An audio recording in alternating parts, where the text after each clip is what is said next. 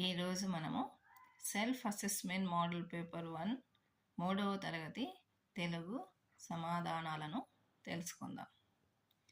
1. కింద ఇచ్చిన వాక్యంలో గీత గీసిన పదానికి అర్థం గుర్తించండి. అమాయకత్వం, దీనికి సమాధానం తెలియని తనం. మేము మా గదులను వారానికి ఒకసారి శుభ్రం చేసుకుంటాము. దీనికి సరైన సమాధానం శుభ్రము.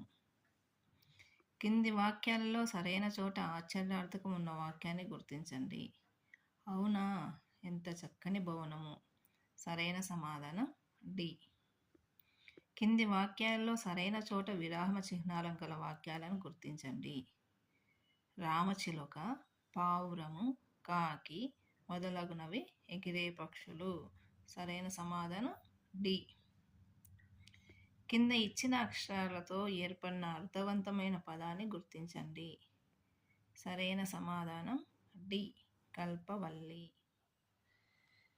కింది పదాలలో సంబంధం లేని పదాన్ని గుర్తించండి. సరైన సమాధానం ఏనుగు, సి. ఏనుగు. కింద ఇచ్చిన వాక్యాల్లో సరైన వాక్యాన్ని గుర్తించండి. సరైన సమాధానం రమణ, లత మామిడి తోటలో నడిచారు. కింది పేరాను చదివి ప్రశ్నలకు తగిన సమాధానాలను గుర్తించండి. ఇది పేర. దీనికి సంబంధించి సమాధానాలను మనం వీటిలో రాయాలి. ఈ కథ ద్వారా విజయం సాధించాలంటే కావాల్సింది ఏమిటి? సరైన సమాధానం బి. పట్టుదల. ప్రయత్నంతో విజయం సాధించవచ్చని అజయ్లో స్ఫూర్తిని కలిగించిన వారు ఎవరు? సరైన సమాధానం సి. సాలీడు. అజయుడు యుద్ధంలో గెలవడానికి కారణం. సరైన సమాధానం డి. తన సైన్యానికి సరైన శిక్షణ ఇవ్వడం. మీ జవాబు పత్రంలో ఈ కింది ప్రశ్నలకు సమాధానాలు రాయండి. కింది పదాలు చదవండి. వీటిలో అస్వాక్షర పదాలను వేరు చేసి రాయండి. అస్వాక్షర పదాలు అంటే దీర్ఘం లేని పదాలు. అటక, ఎలుక, డమరు, పనస.